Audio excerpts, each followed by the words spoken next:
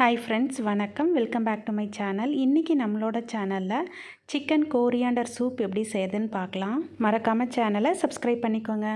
First ஒரு குக்கரில் 200 gram chicken எடுத்திருக்கேன். இது போன்லெஸ் சிக்கன். அதில் கொஞ்சமாக தண்ணி விட்டுக்கலாம். அரை டீஸ்பூன் அளவுக்கு உப்பு சேர்த்துக்கோங்க. அரை டீஸ்பூன் அளவுக்கு மிளகுத்தூள் சேர்த்துக்கோங்க.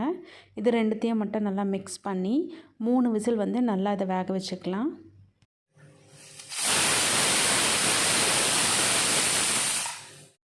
ஸ்ட்ரீம் போனதுக்கப்புறமா அதில் இருக்கிற சிக்கனை மட்டும் நம்ம தனியாக எடுத்து வச்சு ஆறுனதுக்கப்புறமா அதை சின்ன சின்ன பீசஸாக நம்ம உதுத்து எடுத்துக்கலாம். நீங்கள் கத்திலையோ இல்லை கையோ யூஸ் பண்ணி இந்த மாதிரி சின்ன சின்ன பீசஸாக நீங்கள் கட் பண்ணி எடுத்து வச்சுக்கோங்க. இந்த பேலன்ஸ் தண்ணியை நம்ம சூப்பு செய்யும் போது ஆட் பண்ணிக்கலாம். அடுத்ததாக ஒரு முட்டையை நல்லா பீட் பண்ணி எடுத்து வச்சுக்கலாம். இது மஞ்சள் கருவோடு சேர்த்து தான் பீட் பண்ணியிருக்கேன்.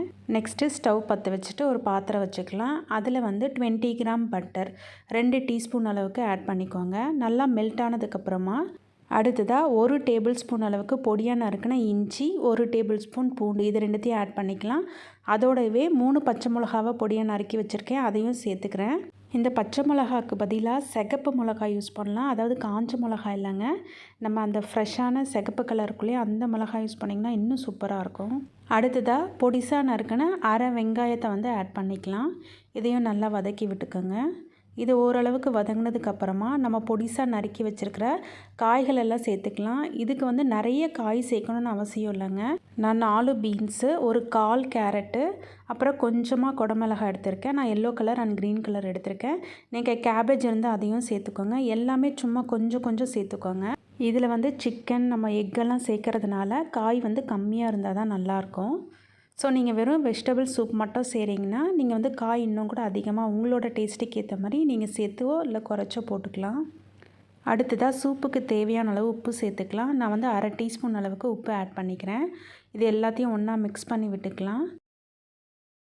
இப்போ நம்ம வேக வச்சுக்கிற சிக்கனையும் சேர்த்துக்கலாம். வெஜிடபிள் சிக்கன் எல்லாத்தையும் ஒரு முறை நல்லா மிக்ஸ் பண்ணி விட்டுக்கோங்க. இப்போ நம்ம தண்ணி ஆட் பண்ணிக்கலாம். ஃபஸ்ட்டு நான் சிக்கன் வேக வச்சோம் இல்லையா, அந்த தண்ணி ஆட் பண்ணிக்கிறேன்.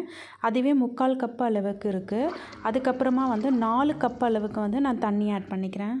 தண்ணி ஆட் பண்ணதுக்கப்புறமா 2 கியூப் அளவுக்கு வெஜிடபிள் ஸ்டாக் நான் ஆட் பண்ணிக்கிறேன். இது ரெடிமேடு. நீங்கள் ரெடிமேட் கிடைக்காதவங்க உங்கள் வீட்டில் இருக்கிற கேரட்டு, பீன்ஸு, காலிஃப்ளவரு, இந்த மாதிரி என்னென்ன காய் இருக்கோ அதெல்லாம் நீங்கள் சேர்த்து நல்லா நிறைய தண்ணி ஊற்றி வேக வச்சு அந்த தண்ணியை இதில் ஆட் பண்ணிக்கலாம், நார்மல் தண்ணிக்கு பதிலாக. இப்போ எல்லா காயும் இந்த தண்ணியோடு சேர்த்து கொதித்து வந்ததுக்கப்புறமா ஒரு கைப்பிடி அளவுக்கு நான் ஸ்வீட் கார்ன் சேர்த்துக்கிறேன். இதை ஒரு 5 நிமிஷம் மூடி போட்டு நல்லா கொதிக்க வச்சிடலாம். 5 மினிட்ஸ்க்கு அப்புறமா நம்ம ஒரு எக்கை ஆல்ரெடி பீட் பண்ணி எடுத்து வச்சுருக்கோம் இல்லையா, அதை மெல்லமாக ஆட் பண்ணி நல்லா மிக்ஸ் பண்ணி விட்டுக்கலாம். அந்த மாதிரி மிக்ஸ் பண்ணி விடும் போது தான் இந்த எக்கு ரொம்ப மெலிசு லேயராக சூப்பில் ரொம்ப டேஸ்ட்டாகவும் ரொம்ப மெலிசாகவும் இருக்கும். ஸோ நல்லா மிக்ஸ் பண்ணி விட்டுக்கோங்க.